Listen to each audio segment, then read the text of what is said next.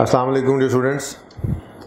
Kaif 1 lecture 1 start करते हैं जी। हम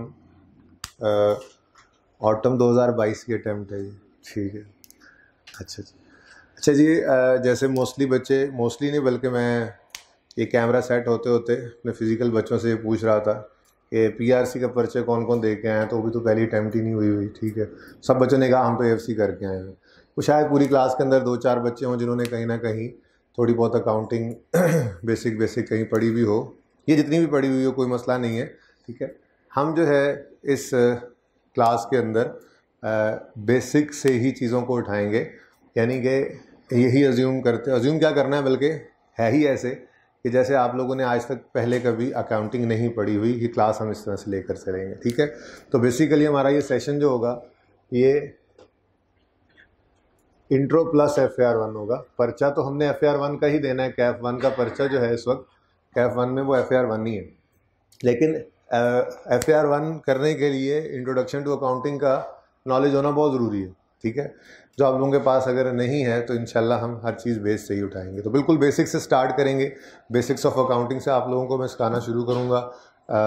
सारी चीज़ें जो हैं वो हेड्स ऑफ अकाउंट से स्टार्ट करते हुए डेबिट क्रेडिट की बात करते हुए इंशाल्लाह जो है वो हम पहले बेसिक्स को सीखेंगे। उसके बाद फिर क्योंकि आपने तो अकाउंटिंग के अंदर कुछ भी नहीं पढ़ रखा होता, ठीक है, तो FAR1 का भी कोई भी टॉपिक करना होगा, उसमें जहाँ पर भी इंट्रोडक्शन टू अकाउंटिंग का कोई भी कॉन्सेप्ट यूज़ होगा, ठीक है, तो पहले उसको जो है वो मैं आपको 1 दिन 2 दिन 3 दिन जितने दिन लगेंगे आप लोगों को सिखाने के लिए वो सिखा कर ही आगे चलूँगा। जैसे मिसाल के तौर पे एक टॉपिक है एक्रूअल एंड प्री पेमेंट्स। अब आपके FAR1 के सिलेबस के अंदर एक्रूअल प्री पेमेंट्स का टॉपिक नहीं है, लेकिन पूरे FAR1 के अंदर यूज़ होना है। अब जैसे ही पहली दफ़ा एक्रूअल प्री पेमेंट्स का कोई कॉन्सेप्ट किसी टॉपिक के अंदर आएगा तो उसको शुरू करने से पहले हम कम से कम 2-3 भी हो सकते हैं लेक्चर्स जो हैं वो हम एक्रूअल प्री पेमेंट्स के ऊपर लगाएंगे, उसको सीखेंगे, उसके बाद फिर उसको यूज़ करना शुरू कर देंगे। ऐसे ही टॉपिक है बैड एंड डाउटफुल डेट्स, ऐसे ही बैंक रिकन्सिलिएशन स्टेटमेंट है, ऐसे ही इन्वेंट्रीज का टॉपिक है। तो ये सारे टॉपिक्स इंट्रो के अंदर पूरे टॉपिक्स हैं। जैसे मिसाल के तौर पे एक्रूअल प्री पेमेंट्स चलो 2-3 दिन ही लगते हैं इंट्रो में भी, बैड डाउटफुल डेट के ऊपर हफ्ता लग रहा है, इन्वेंट्रीज के ऊपर 13-14 दिन लग रहे होते थे इंट्रोडक्शन टू अकाउंटिंग के अंदर। इतना टाइम हम यहाँ पे नहीं लगा रहे होंगे, ठीक है। हम सिर्फ वो काम करेंगे जिसको करने के बाद हम अपने पेपर के लिए तैयार हो जाएं, बेसिक नॉलेज हम लेते हुए जाएंगे। तो इसलिए आप लोगों ने इससे बिल्कुल भी परेशान नहीं होना कि हमने आज तक अकाउंटिंग पढ़ी नहीं हुई है। तो हाइब्रिड वाले बच्चे आवाज़ सही आ रही है? सही है, पक्की बात है।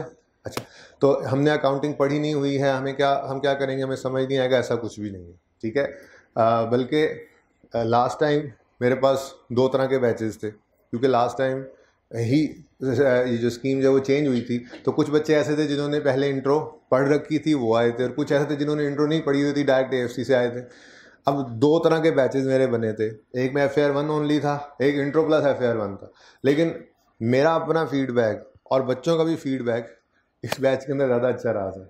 पता नहीं क्या वजह है, शायद ये वजह थी कि हम बिल्कुल बेस से चीज़ को उठाते थे, थोड़ा सा एफर्ट ज़्यादा करनी पड़ती थी आप लोगों के एंड पे, मेरे एंड पे भी, लेकिन आप लोगों के एंड पे उससे ज़्यादा एफर्ट आप लोगों को थोड़ी सी ज़्यादा करनी पड़ेगी, ठीक है, कि आपने थोड़ा घर जाके मेहनत ज़्यादा करनी है। अगर आप 1 घंटा डेली पढ़ने के आती हैं तो आपको 1.25 घंटा 1.5 घंटा, इतनी कुछ बहुत ज़्यादा नहीं, ठीक है। इंक्रीमेंट अगर आप कॉन्टीन्यूसली एफर्ट करें ना तो थोड़ी चीज़ ऐड होती है, ठीक है ना।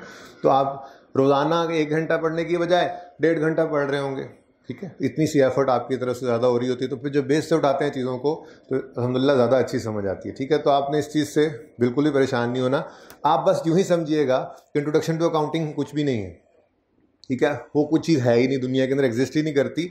ये जो FAR1 का हमारा पेपर है, इसकी तैयारी करने के लिए हम चीज़ें पढ़ना शुरू कर रहे हैं। हम इसको पढ़ते चले जाएंगे, हमें पता भी नहीं चलेगा कि कहाँ पे इंट्रो का कॉन्सेप्ट आया, कहाँ पे FAR1 का आया, हम इस चीज़ से ही बालातर हो जाते हैं, ठीक है। तो हमने बस क्या ज़हन के अंदर रखना है, FAR1 का पर्चा तैयार कर रहे हैं और FAR1 का ही सिलेबस है जो कुछ मैं पढ़ा रहा हूँ। अब जो चीज़ें बीच में एडिशनल होंगी वो बीच में ही आपके जो है वो मैं बिल्ट इन कर दूँगा, ठीक है। एक बात तो ये हो गई। अच्छा, दूसरी बात, FAR1 की बुक कुछ दिनों में आपको मैं अवेलेबल कर दूंगा इंशाल्लाह। FAR1 की बुक जब तक आपको अवेलेबल नहीं करूंगा, जो चीज़ ज़रूरत होगी आपको वो मैं हैंडआउट्स के अंदर प्रोवाइड करता रहूँगा, ठीक है। अच्छा, अब FAR1 की बुक से भी पहले मैं कोशिश ये करूँगा कि एक छोटा सा बुकलेट सा बना लें जिसके अंदर मैं कोशिश करूं कि जो इंट्रो के टॉपिक्स रिवाइज करने होते हैं उनको एक अलग से बुकलेट की फॉर्म में आ दे, क्योंकि वो सिलेबस का उस तरह से तो पार्ट है नहीं कि हम उसको बुक का पार्ट बनाएं। आईकेएप की बुक के अंदर भी वो चीज़ें नहीं है। बैड और डेट का टॉपिक, वीआरएस का टॉपिक है, इन्वेंट्रीज का टॉपिक है, एक्रूअल प्री पेमेंट्स का है, बेसिक्स ऑफ अकाउंटिंग है। तो ये जो छोटे मोटे टॉपिक्स बनते हैं, जितनी रिवीजन हमने करनी हो उतनी मैं एक छोटे से बुकलेट की फॉर्म में बना के वो आपको अलग से प्रोवाइड कर दूँ। FAR1 की बुक हम अलग ही रखें, ठीक है।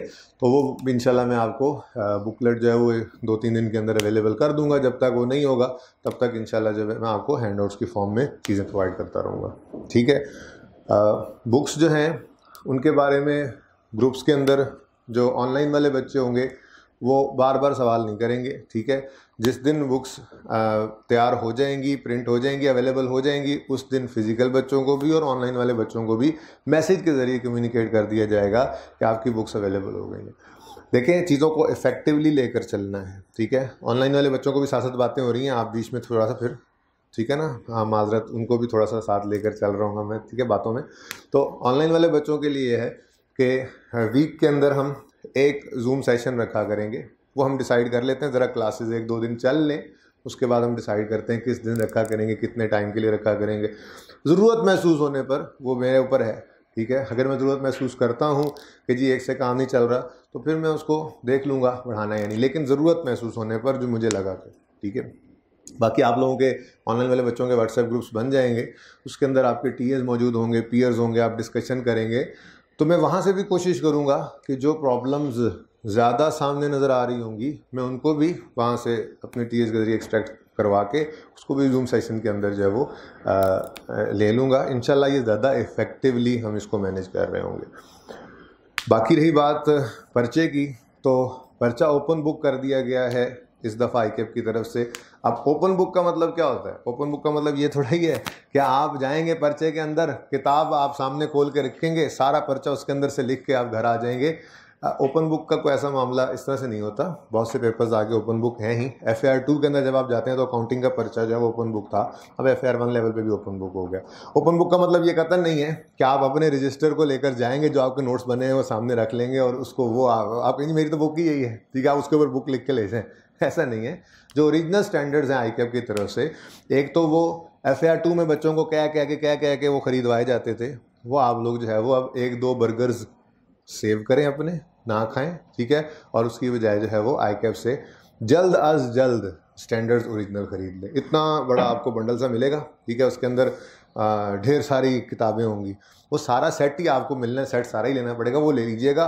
उनको यूज़ कैसे करना है, कौन सी किताब से हमने क्या करना है, कैसे निशान लगाना है, किताब पर्चे में जब लेके जानी है तो उसको कैसे यूज़ करना है, ये इंशाल्लाह फिर मैं आपको बताऊंगा। तो आपके काम जिम्मे जो सबसे पहला लगा रहा हूँ वो ये लगा रहा हूँ कि चूँकि ओपन बुक हो गया है, उसको समझाने से पहले सबसे पहली ज़रूरत आपकी तरफ से, समझने के लिए सारे ओपन बुक क्या, ओपन बुक क्या, ओपन बुक क्या है, लेकिन सरा ओपन बुक में जो बुक यूज़ होनी है पहले वो लेकर तो हैं, ठीक है ना। बहरहाल बात में थोड़ी सी कर देता हूँ, लेकिन आप लोगों ने सबसे पहले क्या करना है, कोशिश करके जल्दी आईकेएप से अपने ओरिजिनल स्टैंडर्ड्स ले लेने, क्योंकि वो फिर कम ख़त्म शॉर्ट हो जाते होते हैं, ठीक है ना, नॉर्मली ऐसा होता है।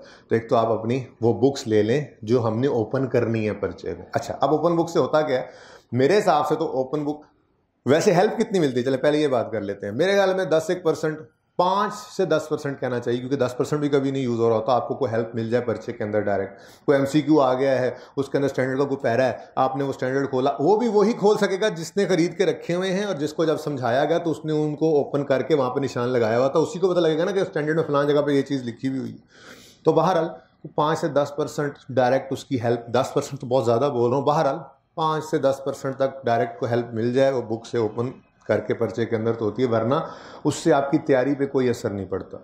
आपने तैयारी बिल्कुल वैसे ही करनी है जैसे आप पहले करते आए, या मैं बिल्कुल वैसे ही पढ़ाऊंगा जैसे मैं आज तक पढ़ाता आया हूँ, बल्कि और ज़्यादा कॉशियस होना पड़ता है अगर ओपन बुक हो जाए तो। उसकी वजह यह है कि जब उसने किताब ओपन कर दी ना, ऑप्शन दे दिया किताब साथ लेके जाओ, तो फिर वो शायद टेक्निकल ज़्यादा कर दे पर्चे को, वो चीज़ टेक्निकल ज़्यादा करने का उसके पास थोड़ा सा ज़्यादा क्वेश्चन आ जाता है, तो हमें तो और ज़्यादा मोहतात हो जाए, ओ हो ओपन बुक हो गया, अभी तो बहुत एहतियात करनी पड़ेगी। ये बात समझ आ रही है, ठीक है। तो बहरहाल पेपर टफ नहीं है अगर आप कुछ चीज़ों का ध्यान रख लें इस सेशन के अंदर। एक तो छुट्टी को अपने ऊपर हराम कर लें, ठीक है, छुट्टी नहीं करनी है। प्रोफेशनल स्टडीज़ के अंदर हर दिन की क्लास अगले दिन के साथ लिंक्ड होती है, ठीक है। तो आपने किसी एक दिन छुट्टी करनी है तो वो आपका कनेक्टिंग लिंक जो मिस हुआ होगा, ठीक है। तो आपने कोशिश करनी है कि रेगुलर रहें, आप क्लास में आ जाएं, कोशिश करके क्लास में आ जाएं। बाकी इंशाल्लाह अगली कोशिश मैं खुद कर लूँगा। हाइब्रिड वाले भी बिल्कुल साथ बैठे हुए हैं, वो थोड़े ही बचे हुए हैं। जो नहीं पढ़ रहा होगा, जो नहीं ध्यान से बैठा होगा, तो मेरी पहुँच में ही है, पकड़ लूँगा मैं। बाकी ऑनलाइन वालों को अल्लाह तो देख रहा है ना, ठीक है। तो आप लोगों ने छुट्टी नहीं करी। ऑनलाइन वाले बच्चों को तो साथ ही मैं पैगाम देता हूँ, सबसे अहम पैगाम, जिसने आज ये पहला लेक्चर सुनना है, जो ये पहला लेक्चर वो जब मर्जी सुन रहा होगा, ऑनलाइन वाले बाद में भी आते रहते हैं ना, ठीक है। तो ये बात याद रखिएगा कि साथ का साथ पढ़ना है आपने, तो छुट्टी नहीं करनी। ऑनलाइन वाले बच्चे घर बैठ के अपने लेक्चर्स को इकट्ठा ना करें। ऑनलाइन के अंदर बहुत बड़ी फेलियर की वजह वो क्या होती है, जब आप लोग अपने क्लासेस को पूरा करके, जैसे जुलाई के एंड पे या अगस्त के पहले 2-4 दिन के अंदर, नॉर्मली जब अगस्त का महीना एक दिया था सितंबर अटेम्प्ट के लिए, जब आप लोग अपनी क्लासें ख़त्म करके 5-6 तारीख तक घरों को जा रहे होते हैं, जी हमने सारे लेक्चर्स पढ़ लिए, उस वक्त फिर उनके मैसेजेस आ रहे होते हैं, फ़ोन्स आ रहे होते हैं, सर वो 25 लेक्चर रहते हैं, 30 रहते हैं, 35 रहते हैं, अब क्या करें, रिवीजन करें, पहले वो लेक्चर पढ़ें। तो भाई आज पहला लेक्चर है, इसलिए बात कर रहा हूँ कि स्टार्ट से ही अपने आप को जो है वो डिसिप्लिन अपना रखना है। सेल्फ डिसिप्लिन ऑनलाइन वालों के लिए सबसे मुश्किल है, बाकी आप लोगों के लिए भी मुश्किल है, ठीक है। रमज़ान का महीना आ रहा है, खामखा की सुस्ती हुई होती है, चुस्ती की बजाय सुस्ती हुई होती है, ठीक है ना। तो भाई आप लोगों ने कोशिश करके क्लास के अंदर आते रहना, ठीक है। क्लास में आप लोग आ जाएंगे इंशाल्लाह, अगला काम फिर अल्लाह ने चाहा तो मैं खुद कर लूँगा, बाय हुक और बाय क्रुक पढ़ा में लूँगा, अल्लाह ने चाहा तो, ठीक है, इंशाल्लाह। तो पहली चीज़ क्या आपने करनी है, बिल्कुल भी छुट्टी नहीं करनी, ठीक है। दूसरी चीज़ आपने जो सबसे अहम है वो ये करनी है कि आपने डेली बेसिस के ऊपर घर पे जाके 1-1.25 घंटा हर पर्चे को देना है। कितने बच्चों ने एक ही पर्चा रखा हुआ है इस दफ़ा? है कोई मेरे जैसा सुस्त नलायक आदमी? कोई नहीं, सारे लायक हुए। कितने बच्चों ने 2 पेपर रखे हुए इस दफ़ा? 2 वाले, अच्छा। कितनों ने 3 रखे हुए हैं? कुछ 4 वाले भी हैं, अच्छा 2-4 हैं, 4 वाले भी हैं। हाइब्रिड नज़र नहीं आया मुझे, 4 वाले भी हैं। माशाल्लाह माशाल्लाह माशाल्लाह। वो पीछे बैठे हुए हैं जो भाई ब्राउन टोपी वाले, आ रहा हूँ मैं आपको मिलने। 4 पेपर रखे हुए हैं आपने, माशाल्लाह। अच्छा जी, कोई बात नहीं, 4 पर्चे भी पास होते हैं, हो जाते हैं 4 पर्चे पास। 5 वाला तो कोई नहीं है, 5 वाला तो अच्छा। अब देखो, 3 पर्चे तो कम से कम रखने भी चाहिए। 2 वाले ना ज़रा ज़्यादती करते हैं, ठीक है, जिन्होंने रखा, हाँ ये जिनके राय 2 गए वो अलग बात है, वरना 2 वाले ना ज़रा ज़्यादती करते हैं। भाई कैमरे के आगे तुम्हारा सर आया ना, आ गया, अब क्या करें? अच्छा, कैसे हो? ठीक हो? ठीक हो? सर क्यों आया तुम्हारा कैमरे में?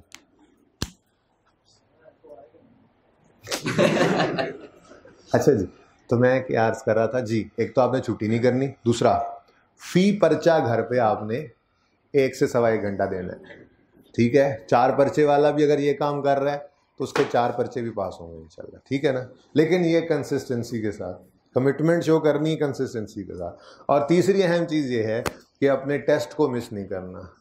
पहले 2 वीक्स तो चूँकि कुछ होता नहीं है टेस्ट करने को, तीसरे वीक से टेस्ट स्टार्ट हो जाते हैं, जब हम पढ़ लेते हैं कुछ साइजेबल पोर्शन। जैसे पहले 2 वीक्स के अंदर हम बेसिक्स वगैरह पढ़ के कोई शायद फिक्स एसिड एंड डेप्रिसिएशन का टॉपिक शुरू कर चुके हुए होंगे, तो फिर कोई टेस्ट करने के लायक चीज़ें जो हैं वो आ जाती हैं।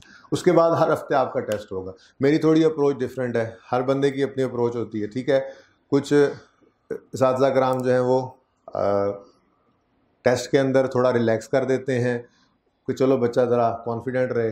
कुछ मेरे जैसे होते हैं जो कहते हैं इधर ही पिटाई कर लो ताकि आई कैप में ज़रा थोड़ा सा रिलैक्स हो जाए, ठीक है ना।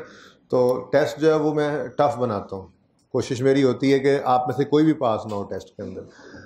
अब इस चीज़ को आपने ना बेटा जल्दी बैठना है, ठीक है ना। ये कैमरे के आगे ये उठ के सीटें पसंद करना, ये कॉर्नर प्लॉट संभालना, ये नहीं चलेगा, ठीक है ना। फटाफट फटाफट एडजस्ट हुआ करो।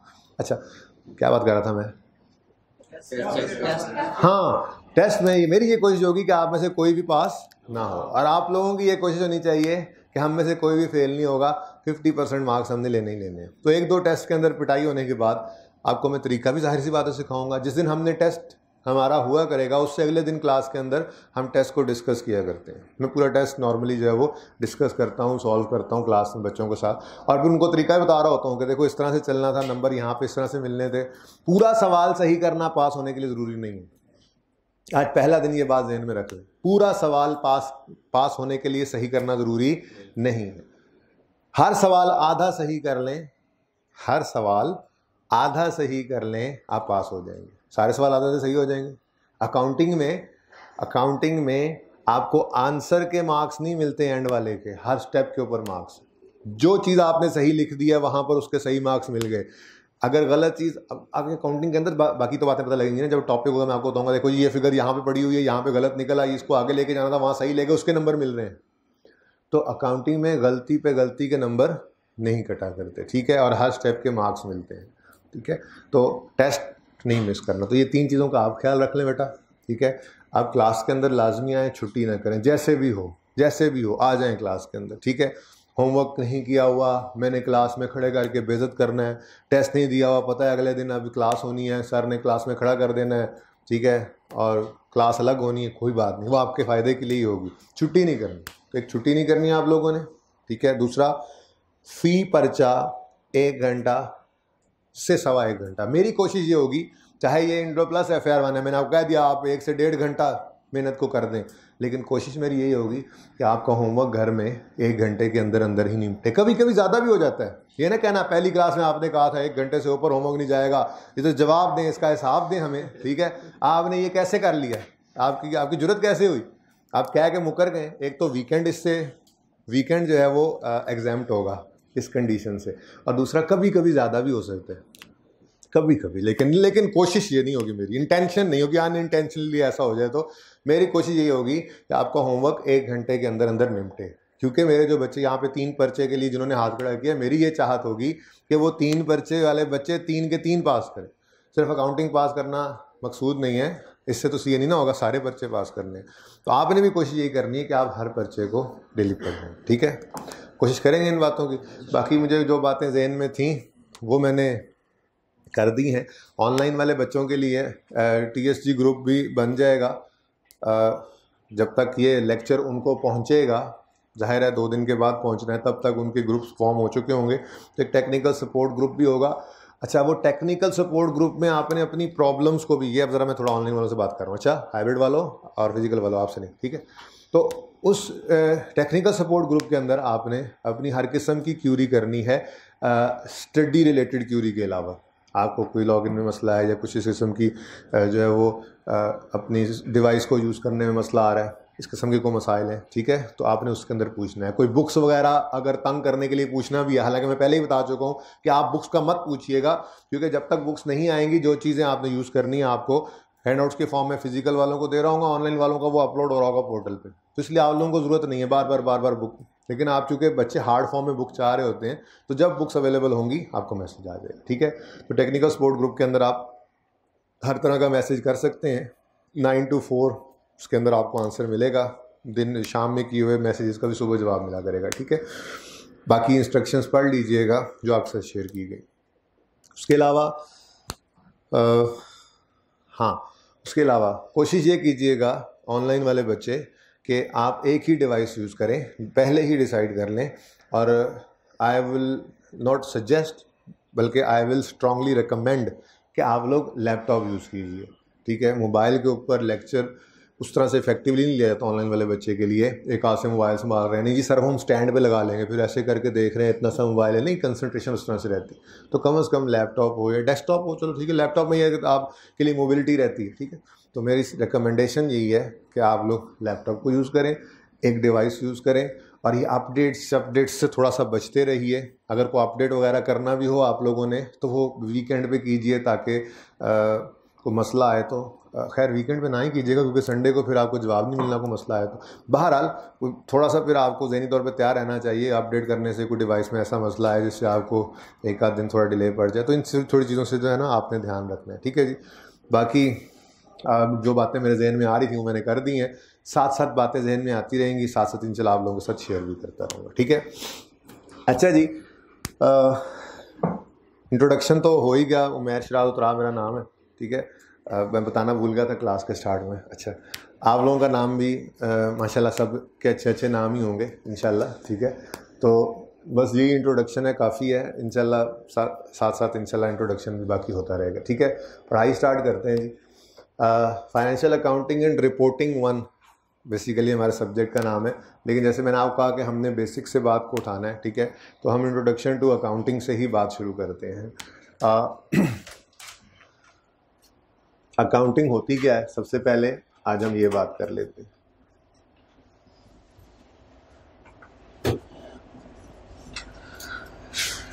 भाई अकाउंटिंग जो है उसकी डेफिनेशन, चलें ठीक है, डेफिनेशन है, मुश्किल सी डेफिनेशन है, लिखनी है तो लिख लें, ठीक है, लेकिन मैं कुछ ज़्यादा अंग्रेज़ी वाली डेफिनेशंस के ऊपर कुछ इतना यकीन नहीं रखता। चीज़ें जो हैं वो थ्योरी से ज़्यादा प्रैक्टिकल अहम होता है, हम प्रैक्टिकली चीज़ों को देकर चल रहे होंगे, मतलब लग जाएगा अकाउंटिंग क्या होती है। तो नोट्स वगैरह मैं आपको दे दूँगा, फ़िलहाल जो है वो चलें आपकी तसल्ली के लिए। आप लोगों को तसल्ली तभी होती है ना जब कोई ब्लैक एंड वाइट आपके सामने आ जाए, सफ़े के ऊपर कोई 1-2 अल्फाज आपने लिखे हो क्लास का, हाँ यार शुक्र है आज हमने बड़ा पढ़ा। और अगर ज़बानी बात हो जाए यार पता नहीं क्या पढ़ा था हमने, ठीक है ना, तो इसलिए मैं थोड़ा थोड़ा आपको साथ लिखवा देता हूँ। वैसे ये जो थोड़ी सी थेरी है ये बस आज का ही लेक्चर है, ठीक है। क्लास का टाइम कब तक है? 9 बजे तक है, थोड़ी टाइम रहेगा। चलें बहरहाल कोशिश यही होगी कि सिर्फ थेरी खुश जो है बातें वो आज ही हो जाए। इंशाल्लाह कल से फिर हम जो है वो बाज़ाब्ता तौर पे ट्रांजैक्शंस को समझ रहे होंगे, कर रहे होंगे, लेकिन उनकी बेस आज बनानी ज़रूरी है। तो सबसे पहले तो आप अकाउंटिंग की डेफिनेशन लिखें सब। Accounting is an information system, बल्कि इंफॉर्मेशन साइंस लिखें, थोड़ी सी बात कर देता हूँ इसके ऊपर भी। Accounting is an information science that is used, accounting is an information science that is used to collect, that is used to collect।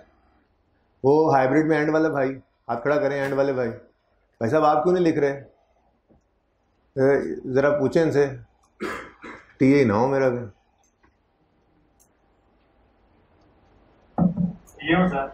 अच्छा सॉरी भाई, बैठ जाए। तो आप टी हैं तो आप क्या, आपको एग्जामिशन है, बैठ के लिखें चलें, बड़े आए टी है। अच्छा सॉरी जी, कहाँ थे हम? अकाउंटिंग इज एन, सोना ना जाए, मैंने कहा थोड़ा जागते रहे ऐसे, क्योंकि आज थोड़ी सी क्लास बोर है, इतनी बोर क्लास हमारी हुआ नहीं करेगी इंशाल्लाह, ठीक है। हम हंसते रहेंगे खेलते रहेंगे, लेकिन सबसे अहम बात तो मैं करना ही भूल गया, जो हंसाना खिलाना है वो काम मेरे ज़िम्मे है, ठीक है ना, वो मेरा काम है, ठीक है। इस क्लास में मस्करा मैं खुद ही बनूंगा, हंसाऊंगा भी मैं खुद ही। 2 वे कम्युनिकेशन इस मामले में बिल्कुल नहीं मैं कबूल करूंगा। मेरी क्लास को स्टेज ड्रामा नहीं बनाना आपने, ठीक है ना। हाँ, मैंने जो हंसाना है, मैंने जो बात करनी है मैं करूंगा, आप हंसीएगा, हंस के खामोशी से बैठ जाइएगा और अगला काम कीजिएगा। आप लोग फ्रेश रहें, पढ़ते हुए बोर ना हो, चीज़ों को एक्टिवली पार्टिसिपेट करके सुनते रहें, इसलिए ज़रूरी है थोड़ा बहुत आपके साथ में जो है वो हंसी मजाक करता रहूँगा। कहाँ जा रही है ज़्यादा?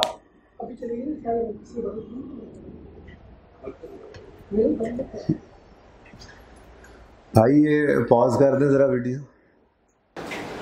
चले जी, माजरत थोड़ा सा पॉज करना पड़ा वीडियो को, कोई माइक में मसला आ गया था। तो हम डेफिनेशन लिख रहे थे, टीए भाई बीच में जो नज़र आ रहे वेले बैठे हुए हाइब्रिड क्लास के अंदर, तो इस वजह से मुझे रुकना पड़ गया, ठीक है। अच्छा जी, accounting is an information science that is use to collect, पहले कलेक्ट करते हैं, ठीक है, and use to collect and organize financial data, collect and organize financial data for organizations and individuals, ऐसे लिखें, for organizations and individuals।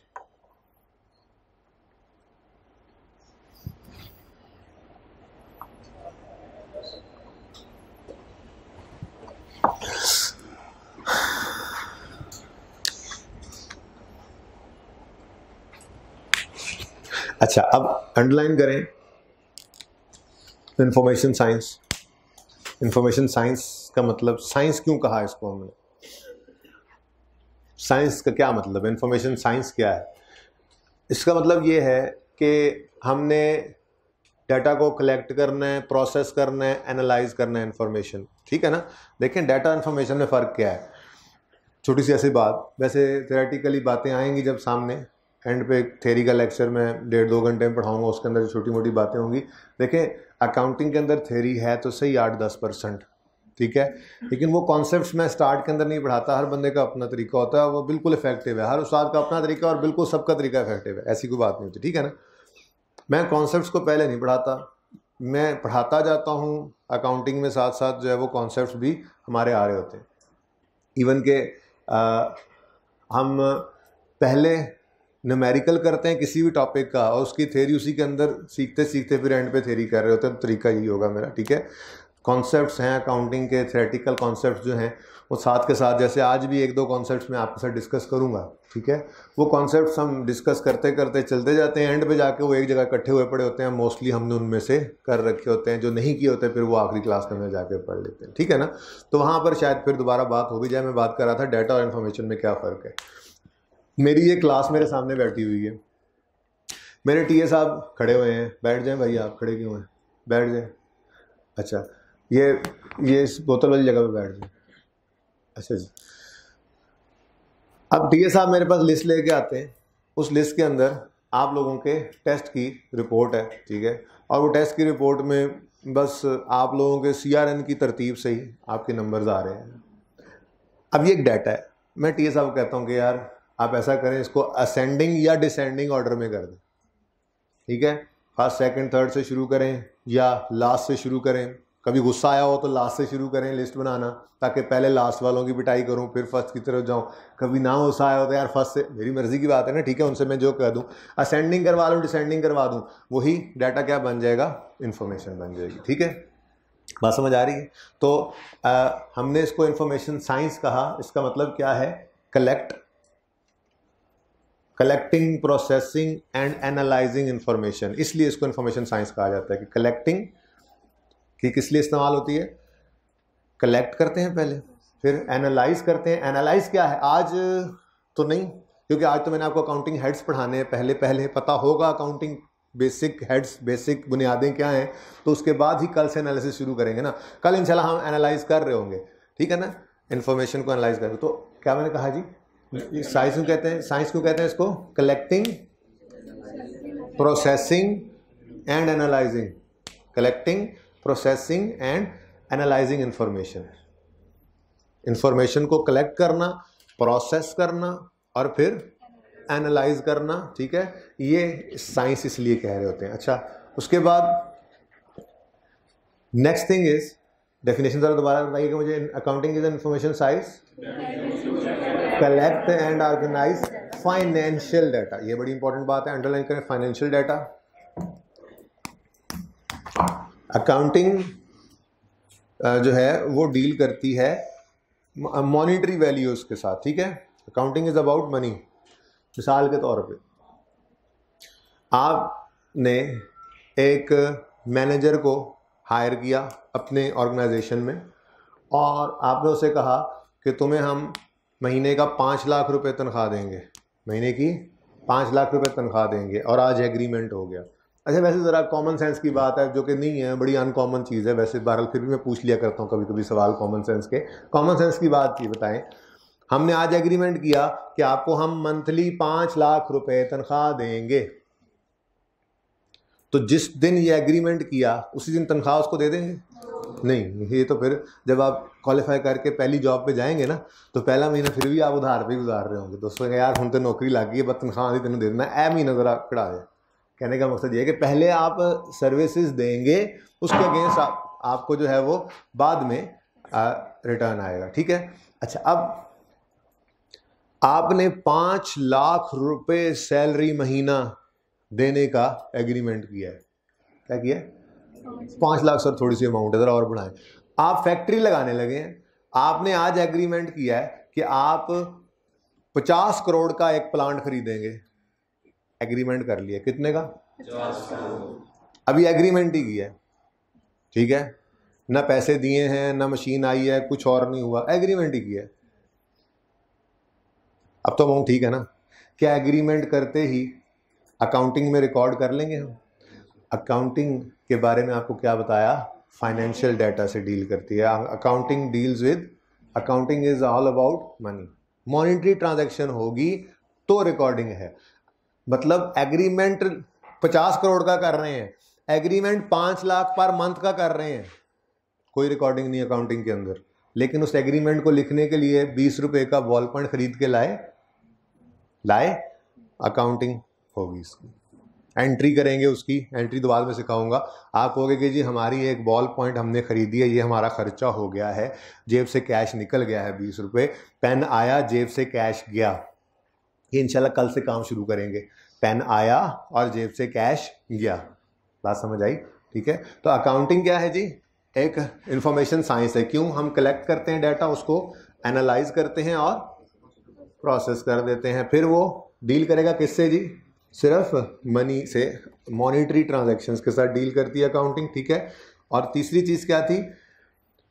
Use है। ठीक है, यूज़ है, ऑर्गेनाइजेशन को अंडरलाइन करें, फॉर ऑर्गेनाइजेशन को अंडरलाइन करें, इंडिविजुअल भी उसी में आ जाएगा ना, थोड़ी सी बात कर लें। हर ऑर्गेनाइजेशन को ना फाइनेंशियल इंफॉर्मेशन यूज़ करना पड़ती है। ठीक है, जैसे मिसाल बड़ी से बड़ी को छोड़ो, सादा बात करते हैं। आपने एक दुकान खोली, ठीक है जी, दुकान खोली आपने, तो पहले 15-20 दिन, 1 महीना आप सिर्फ कैश पे बेच रहे थे चीज़ें, फिर आपका थोड़ा ताल्लुक वहाँ पे बन गया, लोगों से जान पहचान हो गई, कुछ लोगों ने कहा अब उधार पे भी हमें चीज़ें बेचा करो। अब आपने उधार पे चीज़ें बेचना शुरू कर दी, आपने 10, 15, 20, 25, 50 बंदों को उधार पे चीज़ें बेच दी।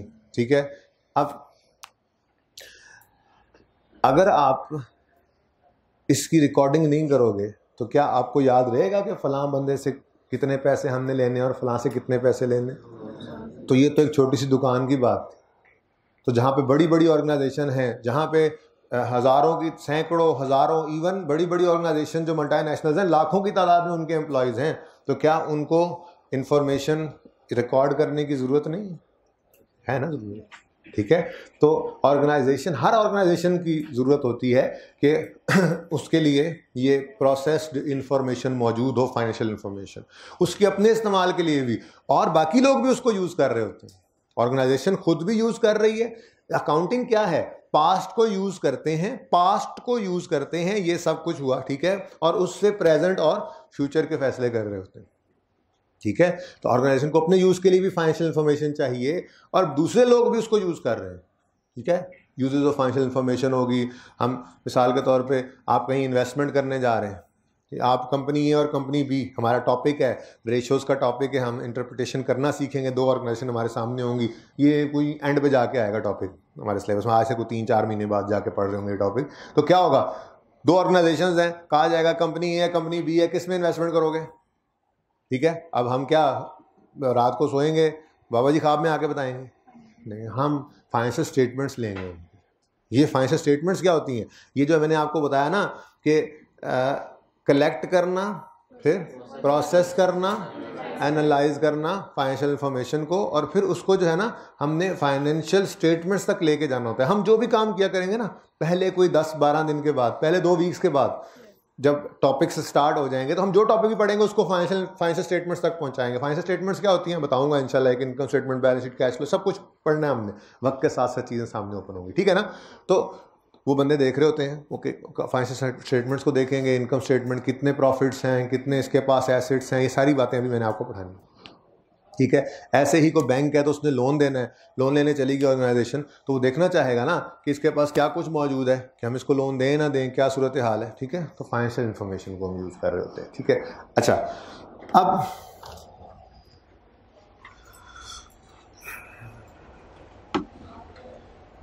मैंने थोड़ी सी बात वैसे कर दी है, वक्त के साथ साथ ये पता लग ही जाएगी कि फाइनेंशियल अकाउंटिंग क्या करती है। ये हमें हेल्प करती है कि हम पास्ट को यूज़ करके प्रेजेंट और फ्यूचर के लिए एक्शंस कर सके। ठीक है,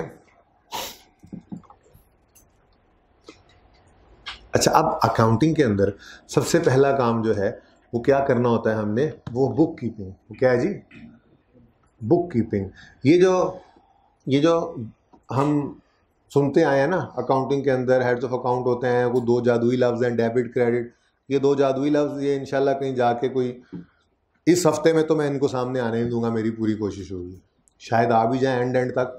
तो मतलब कहने का ये है कि पहले 4-5 दिन के अंदर, 6 दिन के अंदर पता ही नहीं होगा कि ये कोई चीज़ है भी सी डेबिट या क्रेडिट, लेकिन हम गैर महसूस तरीके से, जब तक मैं समझूंगा नहीं आप उसके लिए तैयार है, मैं वो अल्फाज नहीं बोलूँगा आपके सामने, लेकिन जिस दिन आपके सामने बोलूँगा आपको कोई मसला होगा नहीं उसके अंदर, ठीक है।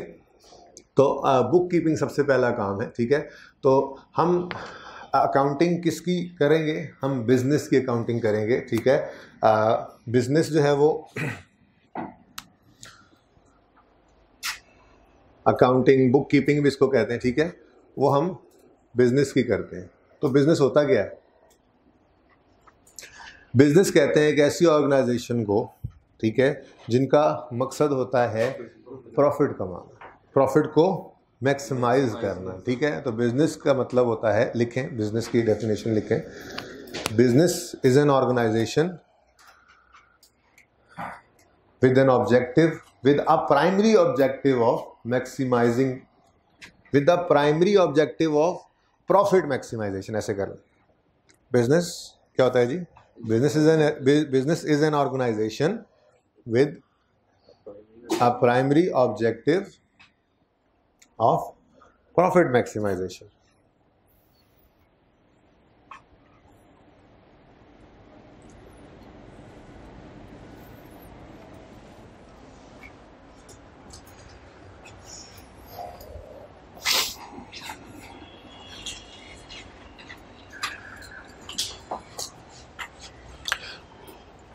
अच्छा, ऑर्गेनाइजेशन को भी चलो अब आपके सामने आएंगे तो ऑर्गेनाइजेशन क्या होती है अंडरलाइन करके इसको भी लिख लें, अपनी डेफिनेशन के ऊपर ही लिख लें।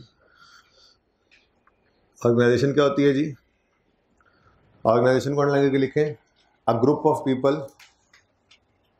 एक डेफिनेशन के ऊपर कुछ चीज़ आया ना तो मैं अलग से डेफिनेशन नहीं लिखा रहा, तो चीज़ें कम रखना चाहिए। ये कोई इस तरह से डेफिनेशन, अकाउंटिंग की डेफिनेशन, ऑर्गेनाइजेशन की डेफिनेशन, ये थोड़ी आनी है आपके पर्चे के अंदर, आती भी नहीं है। मैं तो पहले तो अकाउंटिंग की डेफिनेशन भी लिखाया करता था पहले लेक्चर में, पता नहीं आज लिखवा दी वैसे ही, ठीक है। किताब के अंदर थोड़ी सी डिफरेंट हो गई डेफिनेशन तो हो जाता है, कोई मसला नहीं, ठीक है ना। तो एज इट इज़ ये चीज़ें डेफिनेशन के तौर पर नहीं आती, कॉन्सेप्ट्स हैं असल में। 95% तो है ही हमारा प्रैक्टिकल न्यूमेरिकल सारा पोर्शन, जो थ्योरेटिकल है वो भी हम इसी के अंदर ही सीख रहे होंगे साथ साथ प्रैक्टिकल करके, ठीक है। तो बहरहाल चलें, आज पहला दिन है, ये गपशप है, ये इंट्रोडक्शन हो रहा है आपस में हमारा। ऑर्गेनाइजेशन क्या है जी? A group of people, a group of people combined to perform any task।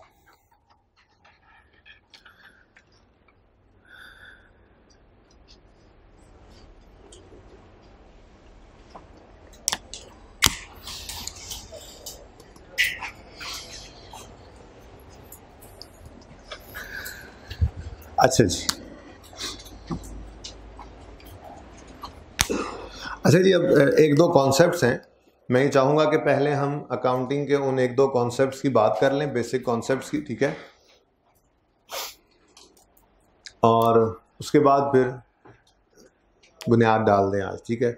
सबसे पहला कॉन्सेप्ट जो आपको पता होना चाहिए अकाउंटिंग के अंदर, वो कॉन्सेप्ट है डबल एंट्री कॉन्सेप्ट, ठीक है। बेसिक कॉन्सेप्ट्स बहुत सारे हैं जो हमने इस्तेमाल करने हैं अपने इस पेपर के अंदर, ठीक है, लेकिन फ़िलहाल जितने को एक दो दिन में ज़रूरत पड़ने वाले कॉन्सेप्ट्स हैं मैं सिर्फ उन्हीं को आपके सामने लिख रहा हूँ, ठीक है ना। तो आज की तीसरी बात, मैं कुछ बेसिक कॉन्सेप्ट्स की बात कर रहा हूँ।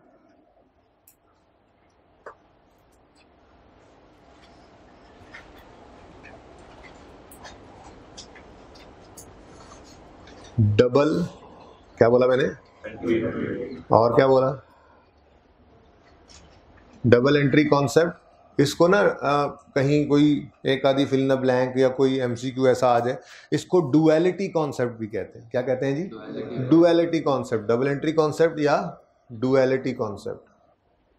और कोई परेशान नहीं होना, आज की क्लास में तो बिल्कुल भी चीज़ें समझना है तो परेशान नहीं होना। जिंदगी में पहली बार चीज़ों का नाम आ रहे होंगे सामने, क्या मसला है, बस 2-4 दिन सब्र कर दो, इंशाल्लाह सोते से उठोगे तब भी ये चीज़ें पता होंगी, ठीक है, इंशाल्लाह ने चाहा।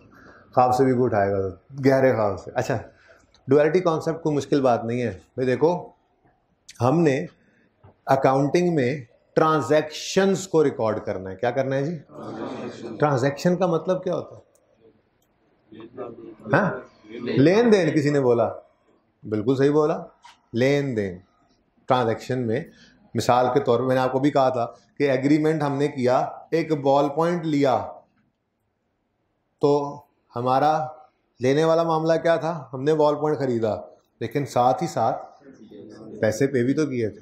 जिस दुकानदार से खरीदे उसने पेन बॉल पॉइंट हमें दिया था और पैसे रिसीव किए थे। तो भाई अकाउंटिंग के अंदर जाके किधर सोए हुए किधर खोए हुए साथ ही हो ना मेरे। कितनी उंगलियां हैं? ये 4 उंगलियां हैं, 5वां अंगूठा है। कितनी बार समझाऊं? अच्छा जी। अच्छा आमिर भाई एक ना इधर हो सके तो इधर भी कोई शीट लगवा दें। वो बटन बीच में आ रहे हैं, भाई के सीने पे बटन लगे हुए हैं, ये वो वाले बटन नहीं है, ये स्विच बटन है। अच्छा ओके, कहाँ थे हम?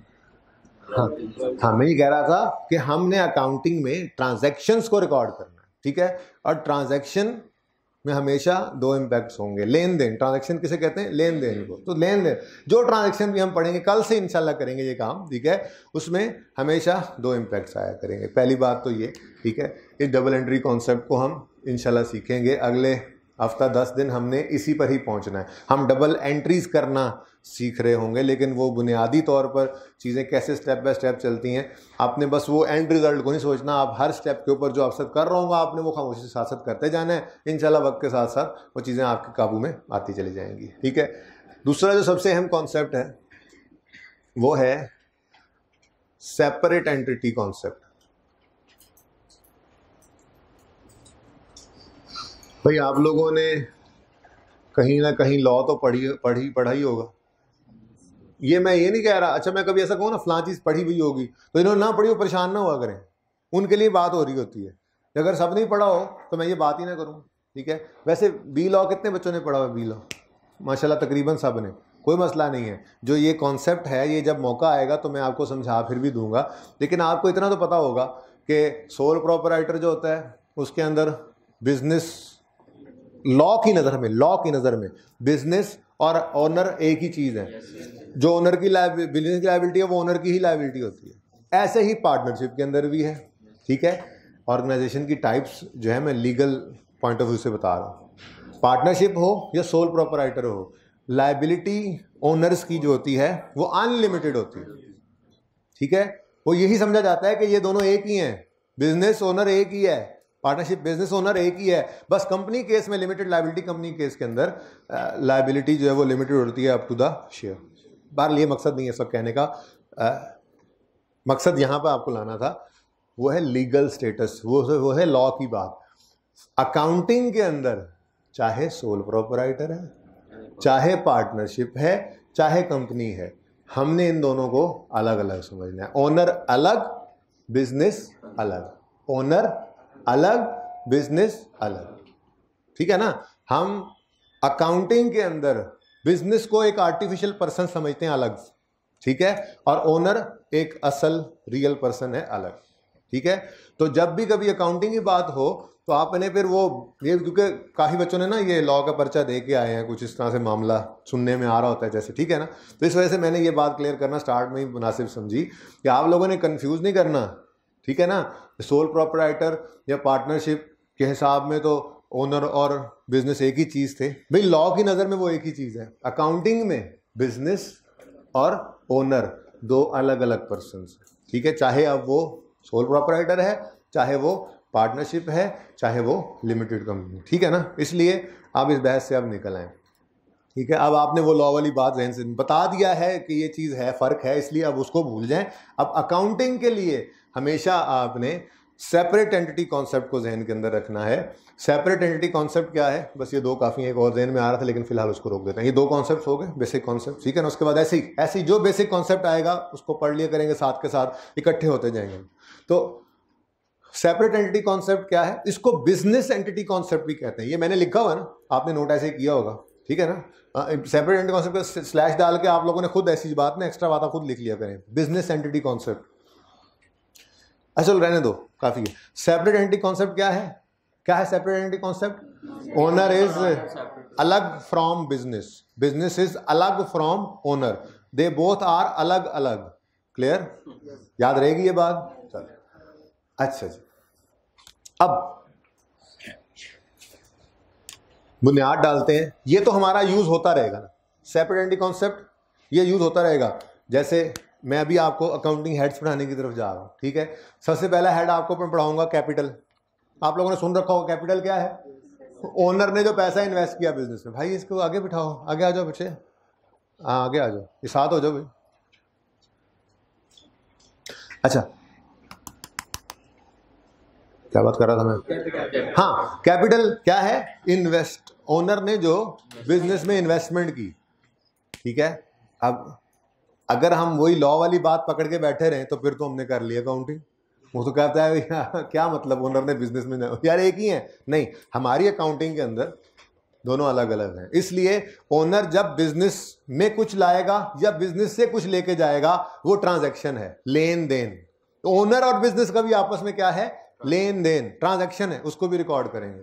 तो ये बिजनेस एंटिटी कॉन्सेप्ट जो है ये अब हमारे साथ साथ ही चलेगा हर ट्रांजैक्शन के अंदर। ट्रांजैक्शंस इंशाल्लाह कल से आएंगे। आज मैं कोशिश करता हूं, क्या टाइम हो गया?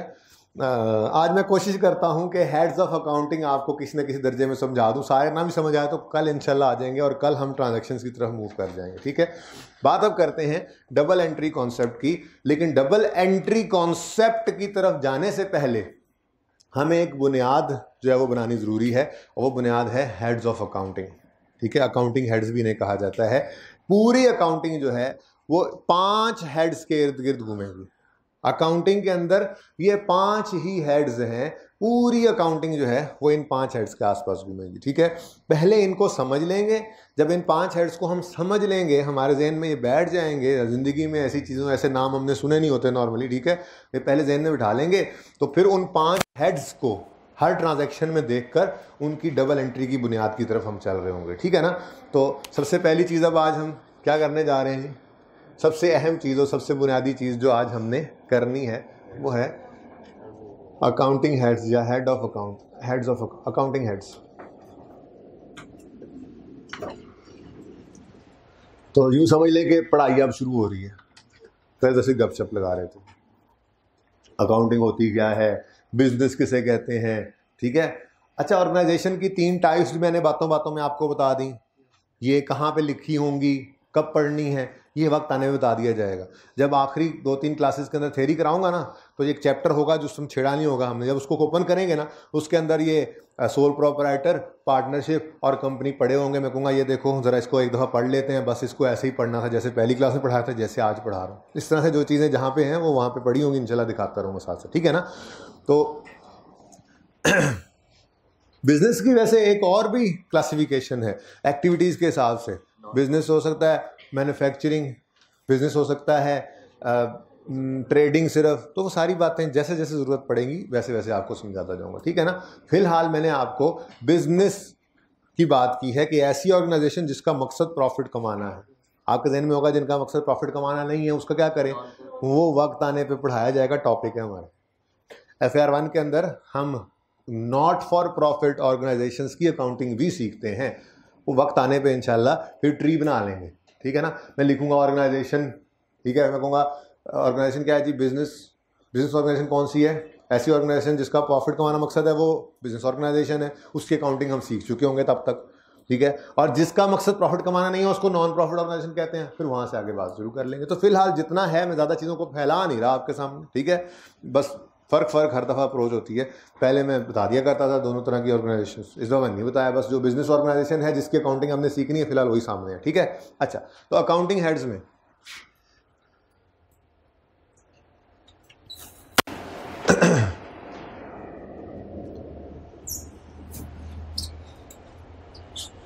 सबसे पहली बात मैंने आपसे चले कर दी है चूंकि, तो पहला नंबर कैपिटल का ही लगा देते हैं। सबसे पहली चीज़ क्या है जी? कैपिटल, जिसको उर्दू में सरमाया भी कहते हैं।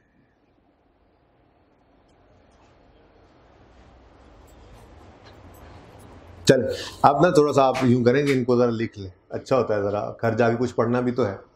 तो ये टेबल बेशक एंड पे पिक्चर भी ले लीजिएगा, टेबल के एंड पे पिक्चर भी ली जा सकती है, ठीक है ना।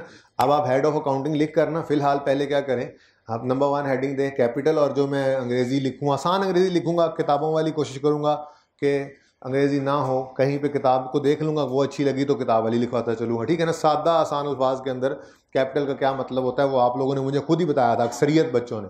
और जिन्होंने नहीं बताया था कल तक इंशाल्लाह वो बताने के काबिल होंगे, क्योंकि आज लिखवा दूंगा, घर जाके एक नज़र पढ़ लेंगे, कल इंशाल्लाह वो भी इसी काबिल होंगे। ठीक है, ये टीए साहब आ रहे हैं क्लास में, यार बैठ जा आराम से यार। अच्छा अच्छा, चलें जी, लिखें कैपिटल। कैपिटल क्या होता है अभी आपने बताया? हाँ अच्छा, एक बात याद रखना, सिर्फ पैसा बिजनेस में लाना ये कैपिटल नहीं होता, ठीक है। ज़रूरत महसूस होना, अच्छा, ज़रूरत महसूस होने पर मैं किसी वक्त ये लिख भी दूंगा, फिलहाल ज़रूरत नहीं महसूस कर रहा कि इसको लिखूं, ज़बानी बता रहा हूँ, ठीक है। ओनर बिजनेस में कुछ भी ले आए वो कैपिटल ही है। जैसे हम सब की दुकान है, हम कारोबार करते हैं, ठीक है।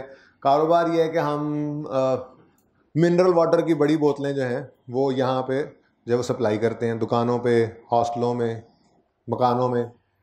और हमें ज़रूरत महसूस हुई कि हमारे पास जो है वो एक बाइक हो, ताकि उस बाइक पे हम जो है वो ज़रा थोड़ा और दूर करिए, बिल्कुल साथ साथ जो है हम 2-4 जगहों पे जाके कंधे पे रख के या रेडी पे रख के दे आते हैं। तो एक मोटरसाइकिल अगर हम ले लें ना, ठीक है, तो वो मोटरसाइकिल के पीछे वो टोकरा से लगा लें, उसमें 4 बोतलें आ जाएंगी, जाके दे आया करेंगे, तेज़ी तेज़ी से ज़्यादा बिजनेस को फैला सकते हैं।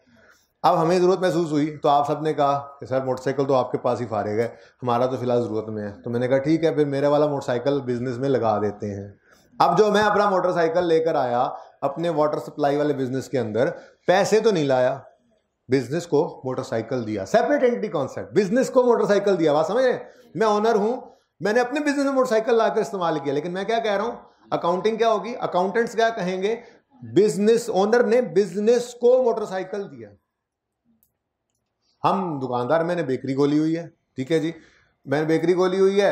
अब उस बेकरी के ऊपर जो मेरी प्रोडक्ट्स पड़ी होती हैं बिकने के लिए, मैं वैसे ही कहीं चक्कर लगाने का, घूमने फिरने किसी और मुल्क, वहाँ से कोई 2-4 प्रोडक्ट्स उठा के ले आया, ज़रा ट्राई तो करें, ज़रा हो सकता है चल जाए तो फिर मंगवाया करेंगे, ठीक है।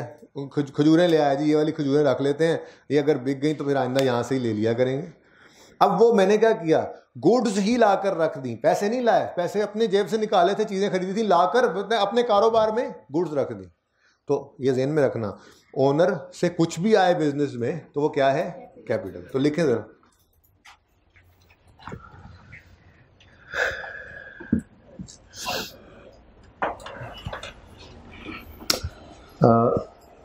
कैपिटल के बारे में आसान सी बात ही लिखें, इन्वेस्टमेंट यूं कर लें, investment by owner into the business, investment by owner into the business. मैंने इन्वेस्टमेंट का लफ्ज़ इस्तेमाल कर दिया, आसान करता बहुत ज़्यादा आसान करता, बाद में फिर ये बात बतानी पड़ती, आसान करता मैं लिखता amounts invested bye owner into business, owner ने बिजनेस में पैसा लगाया।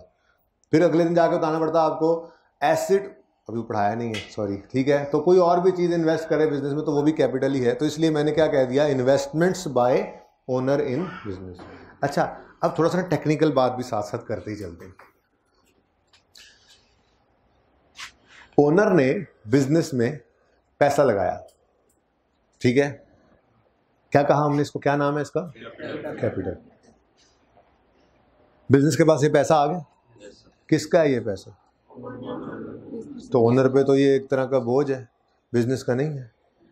अच्छा चलो मैं फिर सवाल करता हूँ, ओनर ने बिजनेस में पैसा लगाया, लगा दिया, सुबह कारोबार शुरू हुआ, शाम को प्रोग्राम बदल गया, कारोबार बंद कर दिया, जो चीज़ें खरीदी थी वो बेच दी, पैसे कहाँ जाएंगे, बिजनेस के पास, बिजनेस कब्र में लेके जाएगा। बिजनेस तो आर्टिफिशियल पर्सन था, ओनर का पैसा था, ओनर को वापस मिल गया, ठीक है।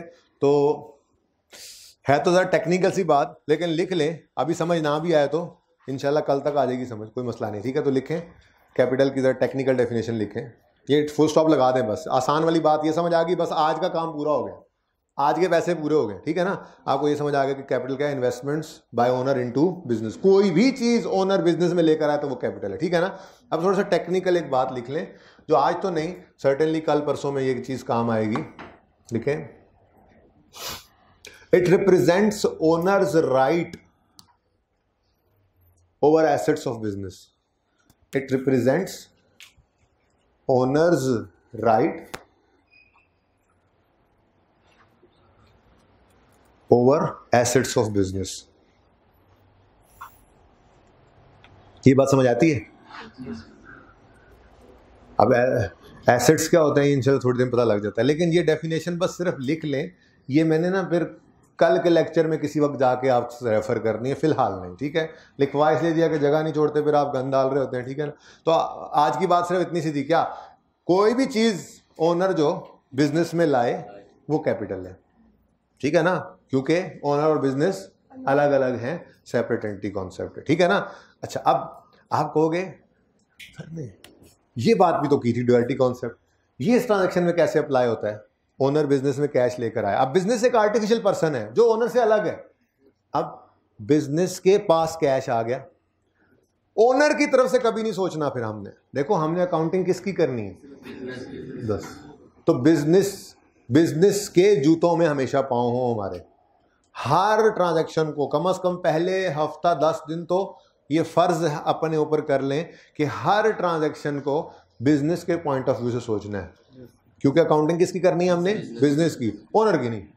ओनर के हम अकाउंटेंट नहीं, मुंशी नहीं है। माना कि वो बैठा ऊपर ओनर ही होता है जो सब कह रहा होता है ये कर दो, लेकिन हमारे ये जो कॉन्सेप्ट है ना, सेपरेट एंटिटी कॉन्सेप्ट, इसने बिजनेस और ओनर को अलग अलग रखा हुआ। तो हमने अकाउंटिंग किसकी करनी है?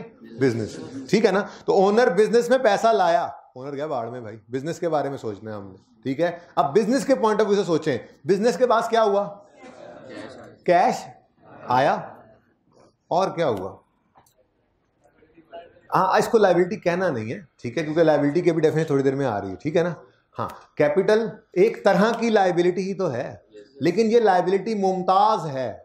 मुमताज मीन्स डिफरेंट है, ठीक है, दूसरी लायबिलिटीज, ओके। ये लायबिलिटी टुवर्ड्स ओनर है। कैपिटल क्या, कैपिटल किसे कहते हैं जी? Liability towards owner. ये बड़ी इंपॉर्टेंट बात है, ठीक है। ये डेफिनेशन में नहीं लिखना, ये जहां कैपिटल की हेडिंग दी होगी ना ऊपर छोटा सा लिख लोगे लायबिलिटी टुवर्ड्स ओनर। अगर डिफरेंट कलर का मार्कर है तो उससे लिख लोगे, ठीक है। पर्चे में सिर्फ black marker, black ball point use करना है, लेकिन क्लास के अंदर ब्लू भी रख लिया करें, रेड भी रख लिया करें, ब्लैक से लिखते जाया करें, ब्लू से रेड से कोई अंडरलाइन करना, कोई निशान लगाना, कोई इंपॉर्टेंट बात लिखना, वो कर लिया करें। सर हम एक ले हैं तो बड़ी बात है, कैसी बातें कर रहे हैं, कौन से जमाने में रहते हैं आप? हम 3 बॉल पॉइंट, इतना वजन कौन उठाए? वैसे भी रोजे आ रहे हैं आगे, रख लिया करो, ठीक है। अच्छा, क्या बात कर रहा हूं मैं? Liability towards owner. बात क्या कर रहा था मैं?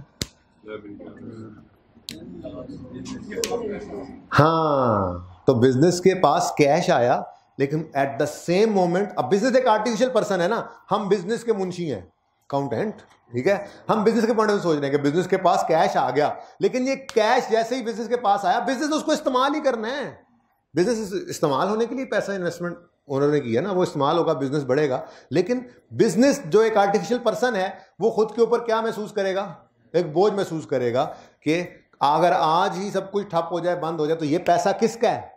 ओनर का, ओनर को वापस जाना है, ठीक है ना। तो इसलिए ये लायबिलिटी टुवर्ड्स ओनर, ठीक हो गया। तो कैपिटल क्या है? Liability towards owner. लेकिन आसान अंग्रेजी क्या थी? इन्वेस्टमेंट बाय ओनर इनटू, ये साथ ये आज याद करके जाना है, ठीक है ना। आज पहला दिन है, थोड़ा काम घर पे करना है, ठीक है ना। आधे घंटे में 15 मिनट में रिवीजन हो जाए ताकि, ठीक है। वैसे टाइम खत्म होने वाला हो गया यार, घड़ी भी लगवा दें एक, हैं? 6 मिनट तो बहुत कम है यार, चलो कोई बात नहीं, खैर कल तो सिर्फ पढ़ाई है ना, आते साथ ही हैं कैसेट ऑन करूँगा, प्ले, चलो। अच्छा, तो कैपिटल समझ आ गया। दूसरा हेड है liability.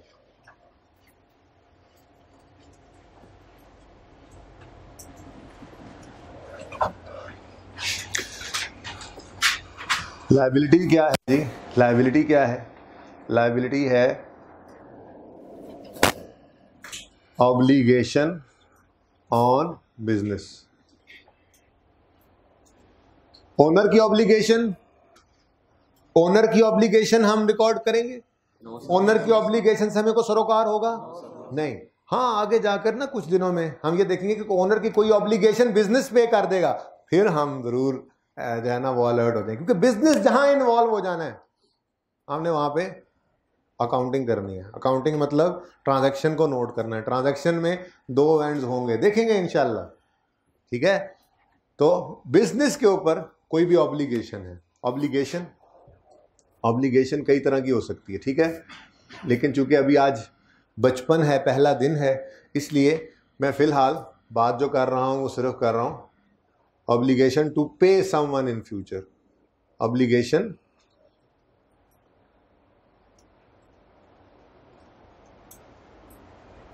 Obligation to pay in future. ये नजर आ रहा है हाइब्रिड वालों? ये सही नजर आ रहा है? जरा लिखते हो मुझे थोड़ी सी, ये मिटा के दोबारा लिखूं, ऐसे कर दो, ऐसे सही नजर आ रहा है? Very good. चले, बहरहाल मैं बोल भी रहा हूँ ना, जिसको नजर नहीं आ रहा वो सुन ले। हैं ऑब्लिगेशन, मैं मिटा के थोड़ी दोबारा लिख रहा हूँ, obligation to pay in future. अच्छा, अब थोड़े अरसे बाद ना यहाँ पर एक और चीज़ भी आएगी, ठीक है? वो और चीज़ की जगह खाली छोड़ दें, ठीक है? वो होता है जी ऑब्लिगेशन टू प्रोवाइड गुड्स और सर्विसेज इन फ्यूचर। लेकिन मैं भी उसकी बात नहीं कर रहा, उलझ जाओगे, पहला दिन है, मत लिखो मत लिखो, बस जगह खाली छोड़ो। मैंने बोला जगह खाली छोड़ो, वक्त आने पे लिखवा दूंगा, यहीं पर लिख लेना, जहां बोलूंगा यहां आगे लिख लेना, कोई मसला नहीं है, जगह इसलिए खाली छुड़वा दी। वैसे मिसाल दे देता हूँ, आप भाई साहब जो हैं, आप अकबरी मंडी के अंदर क्या चीज़ आजकल शॉर्ट चल रही है? पेट्रोल। अकबरी मंडी से क्या पेट्रोल लेगा? आटा, आटे के व्यापारी हैं आप, ठीक है? मेरे पास आटा नहीं था, ठीक है? मैं एक दुकानदार हूँ छोटा, मैं आपके पास गया, मैंने कहा भाई 2 बोरियां आटे की चाहिए, ठीक है? आपने कहा अभी नहीं है, आने वाला है माल। मैंने कहा अच्छा, ये पकड़ो 2 बोरियों के पैसे, ये अपने पास रख लो। अब ये बिजनेस है, ठीक है ना? मैं तो वैसे ही गया, ठीक है ना? अच्छा, अब जैसे ही इसने मेरे से पैसे रिसीव किए, ये बिजनेसमैन, बड़ा बिजनेसमैन जो है, ये इसके पास क्या आ गया? कैश आ गया। कैपिटल में कौन मुझे देनी है? कैपिटल वाले। मैं ओनर हूं जो इसको मैं कैश दे रहा हूं, तो वो मेरी इन्वेस्टमेंट है? नहीं, इसके पास जो कैश आया वो मैंने, कस्टमर ने इसको दिया, मैं इसका कस्टमर हूं, ठीक है ना? आपको समझ नहीं आ रही असल में, मैं यूं समझाता हूं। मैं अकबरी मंडी में बैठा हूं, ये मेरे पास आया, अब ठीक है, ठीक है? तो भाई साहब ने आके मुझे 2 बोरियों के पैसे दिए, ठीक है? अब मेरी दुकान के ऊपर क्या ये ओनर है? कैपिटल मत कहो ना, ठीक है? अच्छा, अब जैसे ही मैंने इससे पैसे लिए तो कैश तो आ गया, लेकिन साथ ही एक बोझ महसूस हुआ।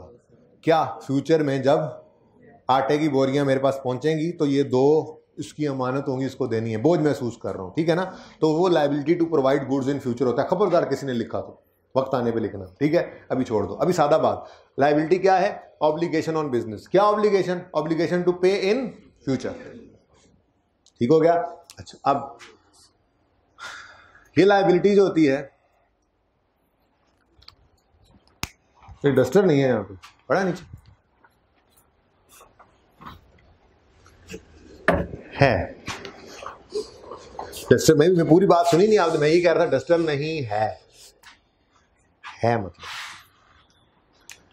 अच्छा जी, अब लायबिलिटीज जो है वो 2 तरह की हो सकती हैं। अगर ऑब्लिगेशन, लायबिलिटी है ऑब्लिगेशन, ठीक है ना? Obligation to pay in future, लिख ही देता हूं क्योंकि तस्वीर भी खींचनी थी ना आपने। Obligation to pay in future, तो ये 2 तरह की हो सकती है। ऑब्लिगेशन, लायबिलिटी 2 तरह की हो सकती है। अगर तो आपने लायबिलिटी जो है वो अगले 1 साल के अंदर, आज खड़े होकर देखें, अगले 1 साल के अंदर अंदर पे करनी है, तो इसको कहा जाता है करंट लायबिलिटी। क्या कहा जाता है जी? अकाउंटिंग के अंदर फोरसीएबल फ्यूचर एक लफ्ज इस्तेमाल होता है। फोरसीएबल फ्यूचर कहते हैं आज खड़े होकर अगले 12 महीनों को। आज खड़े होकर अगले 12 महीनों को क्या कहा जाता है जी? फोरसीएबल फ्यूचर, ठीक है? तो जो लायबिलिटी आपके ऊपर है, जिसको आपने, अभी आसान रखते हैं, पे करके उतारना है, और वो पे आपने करना है अगले 12 महीनों के अंदर अंदर, तो ऐसी लायबिलिटी को कहा जाता है करंट लायबिलिटी, ठीक है जी? तो अगर मैं यूं लिख देता हूं, अगर लायबिलिटी की लाइफ जो है वो लेस देन 1 ईयर है, ये क्या होता है जी? ये लेस देन समझ आ रहा है ना? ये लेस देन होता समझ आ रहा है? ठीक है, 1 ईयर। अच्छा यार, नहीं 1 ईयर ही लिखूंगा मैं, ज़्यादा आसान है। अगर लाइफ 1 साल से कम हो तो इसे हम कहते हैं जी, ये करंट लायबिलिटी है। और अगर आपके ऊपर जो ऑब्लिगेशन है उसको आपने पे करना है, और वो पेमेंट फोरसीएबल फ्यूचर में नहीं होने जा रही है, बल्कि अगले 12 महीने के बाद जाकर होनी है, तो ऐसी लाइबिलिटी को जिसकी लाइफ मैं लिख देता हूँ आसानी के लिए, ये आसानी के लिए लिख रहा हूँ, वरना तो आपको पता ही है मुश्किल बात मैंने कर ही दी कि आपने लाइबिलिटी को पे करना है 12 महीने के बाद पे करना है अगर, तो इसको लाइफ कह रहा हूँ, ठीक है ना। तो अगर लाइफ 1 साल से ज़्यादा है तो इसको कहा जाता है जी non current liability.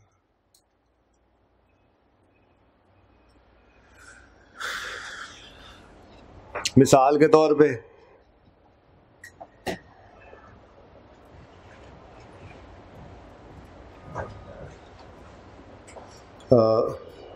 Bank loan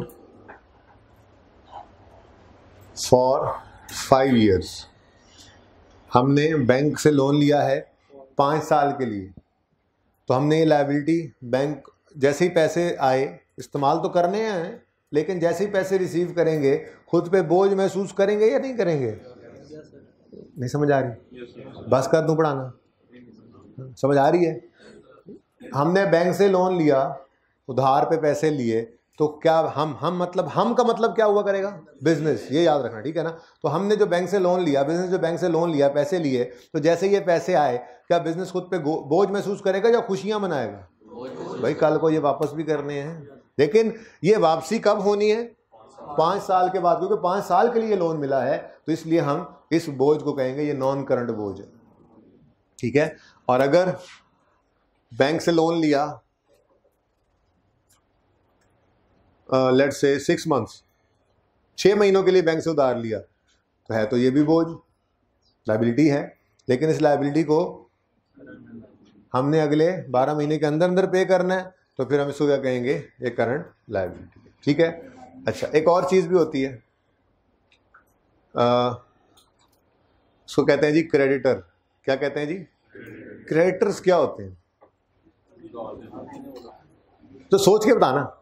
जिसने हमें उधार पे चीज दी हो, जिसने बिजनेस के पॉइंट ऑफ व्यू से सोचें, बिजनेस के पॉइंट ऑफ व्यू से सोचें, हमने पैसे नहीं लिए, हमने किसी से चीज ले ली उधार पे। भाई ये पेन मुझे दो, टक लगा के दो, बेचना है मैंने। ये पेन मुझे दो, ये मैं बेचूंगा, फिलहाल मेरे पास पैसे नहीं है, आपको बाद में दे दूंगा। इजाजत है? अब ये पेन मेरा हो गया, मैंने खरीद लिया, इससे खरीद लिया, ये पेन मेरे पास है, पेन आ गया मेरे पास। इस पेन की वजह से खुद को मैं लायबल फील करूं या एंटाइटल्ड, बोझ महसूस करूं या खुशियां मनाऊं? बोझ किस चीज का? ये जो पेन मैंने आज इससे बगैर पैसे दिए लिया है, कल को मुझे इस पेन के अगेंस्ट पैसे देने पड़ेंगे, ठीक है। तो क्रेडिटर क्या है? क्रेडिटर क्या है? वो बंदा जिससे हमने उधार पे चीजें खरीदी हों, गुड्स आगे बेचने के लिए, ये बड़ा जरूरी है, आगे बेचने के लिए गुड्स खरीदी हों, लेकिन खरीदी किस पे हो? उधार पे, तो बोझ महसूस होगा ना। तो क्रेडिटर की डेफिनेशन लिखो। क्रेडिटर क्या होता है जी? Creditor is a person from whom goods are purchased on credit. Creditor is a person from whom goods are purchased on. यार क्या यार, टाइम भी पूरा नहीं हुआ, शक्लें दिखाने लग जाते हो, पता भी आता सिरा नाल जानिया ने जी। कहाँ थे हम? हाँ, क्रेडिटर इज अ पर्सन, ये देखो क्या नाम है तुम्हारा? सादुल्ला। अस्सलाम वालेकुम Saadullah. Saadullah is my creditor. Creditor is a person to whom goods are sold. मैंने चीज बेची है? नहीं, खरीदी है चीज, और खरीदी है पैसे दिए बगैर, उधार में। इसने मेरे ऊपर एतमाद करते हुए मुझे उधार पे ये पेन दे दिया, अब मुझ पे एक बोझ है कि मैंने इसके पैसे देने हैं, ठीक है। तो creditor is a person from whom goods are purchased on credit, ठीक है, सही है। चलो, और ये कोई एग्जॉस्टिव लिस्ट नहीं है लायबिलिटी। जैसे मैंने थोड़ी देर पहले अभी कहा आपको कि इसने मुझे, सादुल्ला ने मुझे जब पैसे दिए थे, ठीक है, सादुल्ला ने आपको, और तुम्हारा क्या नाम है? उस्मान ने मुझे पैसे दिए थे बोरियों के लिए, तो मैं खुद को लायबल फील कर रहा था ना। अब ये क्रेडिटर नहीं होगा, इसका नाम क्या होगा? ये जब कोई ट्रांजैक्शन आएगी तब बताऊंगा। वैसे एडवांस फ्रॉम कस्टमर भी कहते हैं, बड़ा छोड़ो। तो ये कोई एग्जॉस्टिव लिस्ट नहीं है, यहाँ पे चीज़ें आती जाएंगी जैसे जैसे ज़रूरत पड़ेगी। ये तो सिर्फ बस अभी बेस बना रहे हो, ठीक है। अच्छा, एक छोटी सी चीज़ इधर साथ ही करते चलें। बॉल पॉइंट और कलर का नहीं है भाई, बॉल पॉइंट ना ब्लू और रेड भी रखवा दें काइंडली अगली क्लास में।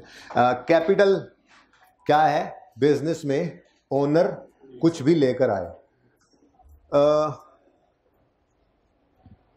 इसी के साथ ही एक कॉन्सेप्ट है ड्राइंग्स का, वो भी साथ ही कर लें। कैपिटल क्या है? बिजनेस में ओनर कुछ भी लेकर आए। तो ड्राइंग्स क्या है? बिजनेस से ओनर कुछ भी ले जाए। अब चूंकि सेपरेट एंटिटी कॉन्सेप्ट है, इसलिए ओनर बिजनेस में कुछ लाएगा या ले जाएगा। ये सेपरेट एंटिटी कॉन्सेप्ट की बंदूक पकड़ के बैठा होगा अकाउंटेंट, ये ओनर ये बिजनेस, ये ओनर ये बिजनेस, दरमियान में अकाउंटेंट, हाथ में तलवार, सेपरेट एंटिटी कॉन्सेप्ट की। जो भी ओनर से बिजनेस की तरफ जाएगा वो कहेगा वो कैपिटल, चाहे वो गुड्स हैं, चाहे वो फिक्स्ड एसेट है। फिक्स्ड एसेट क्या होता है कल बता दूंगा, क्लास खत्म हो गई है माजरत, ठीक है। चाहे वो कैश है, कुछ भी ओनर से बिजनेस की तरफ गया वो क्या है? कैपिटल। और जाहिर है ओनर ने बिजनेस किया है तो घर का खर्चा वहीं से चलाना है ना उसने, हैं कि बिजनेस से पैसे निकाल ही सकता नहीं जी, नहीं, वो सेपरेट कॉन्सेप्ट है। आपने ओनर बिजनेस को पैसे दे दिए, अब आप कभी भी नहीं निकाल सकते हैं, ऐसा होता है नहीं भाई। उसको अपनी जरूरत के लिए जो पैसे भी चाहिए होंगे निकालेगा। उसको मैंने अगर बेकरी बनाई है तो सुबह का नाश्ता, मैं गोरमे की बेकरी मैंने बनाई है, सुबह का नाश्ता घर भेजने के लिए मैं केक सैंडविच से खरीद के नहीं बेचूंगा कि नहीं जी नहीं, मुझे अपनी दुकान से तो खरीदने की इजाजत ही नहीं है। क्या ऐसा है? नहीं। तो मैं कैश भी दराज से निकाल सकता हूँ जरूरत पड़ने पर अपनी दुकान के। मैं अपनी दुकान से चीज़ें भी उठाकर घर ले जा सकता हूँ। मैं अपनी दुकान से कोई इस तरह का एसेट भी लेकर जा सकता हूँ, एसी लगाया हुआ घर ले जाऊँ, ठीक है। तो ओनर बिजनेस में कुछ भी लाए, कैपिटल। ओनर बिजनेस से कुछ भी निकाल कर ले जाए तो वो क्या है? ड्राइंग्स। तो ड्राइंग्स के लिए लिखें, कोई नंबरिंग देने की जरूरत नहीं है, कैपिटल / ड्राइंग्स मैंने लिख दिया है। नंबर लगाना चाहे तो लगा, लेकिन ये कोई अलग हेड नहीं है, ये बस दोनों कॉन्ट्रा है ना, इसलिए मैंने इकट्ठा ही लिख दिया। असल में अकाउंटिंग हेड क्या है? ठीक है। ओनर बिजनेस में कुछ भी लाए वो क्या है? कैपिटल। और कुछ ले जाए वो क्या है? ड्राइंग्स। तो ड्राइंग्स का लिखना है तो लिख लें, ड्राइंग्स का होती हैं विदड्रॉल्स, विदड्रॉल्स,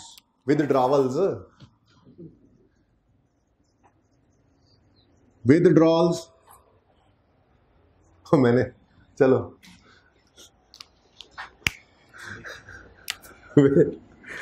विदड्रॉल्स by owner from the business.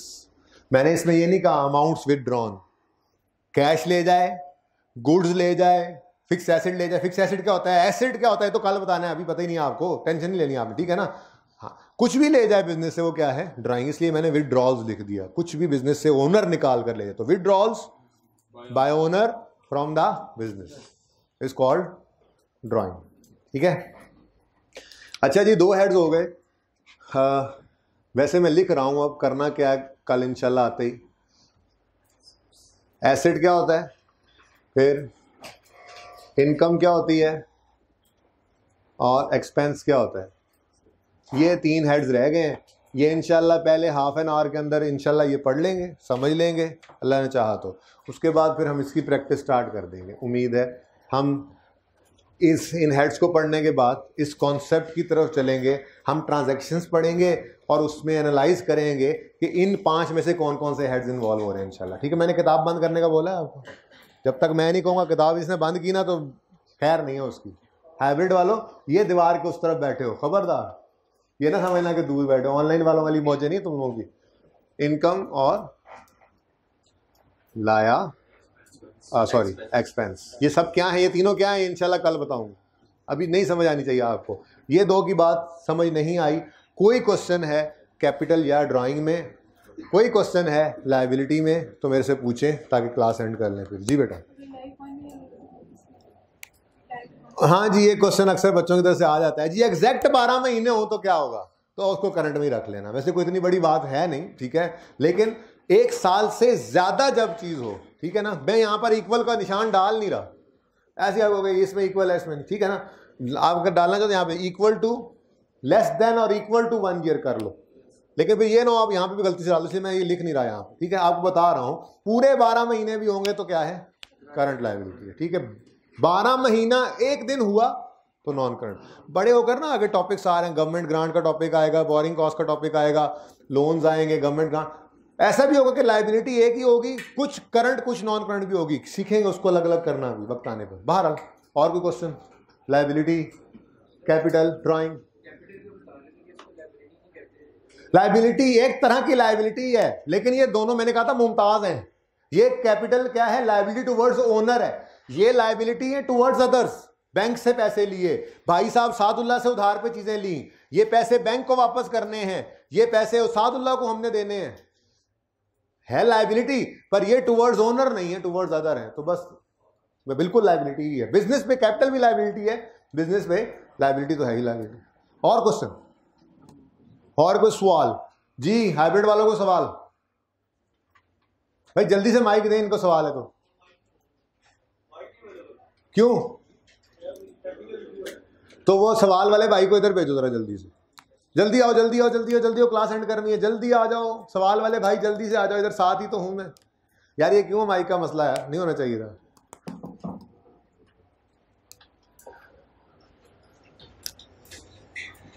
सुनाई नहीं दिया? चलो भाई क्लास के बाद में उधर ही आ रहा हूं, बैठ जाओ, बैठ जाओ, बैठ जाओ, बैठ जाओ। ठीक है जी, आज क्लास यहाँ एंड करते हैं। ओके, कोई मसला हो कल भी पूछ सकते हैं। सवाल पूछने से बिल्कुल मना नहीं करता मैं, 10 बार पूछ लो, ठीक है। अगर किसी सवाल का जवाब मौके पे देना है तो मौके पे दूंगा, नहीं तो कुछ डिले करना हो आप लोगों की वजह से ही मैं आपको कह दूंगा कि यार 1-2 दिन में ये बात इस तरह से आ रही है, आप देखोगे वो चीज़ें आ जाती हैं, ठीक है। तो सवाल आप बिल्कुल किया करें, सवाल करने पे कोई मना नहीं है। जो पढ़ाया है उसको रिवाइज करना। आज तो बातें इतनी ज़्यादा गपशप ही थी, इंशाल्लाह ज़्यादा पढ़ाई तो कल से ही होगी ज़िंदगी, तो कल मुलाकात होगी। अल्लाह हाफ़िज़, अस्सलाम वालेकुम।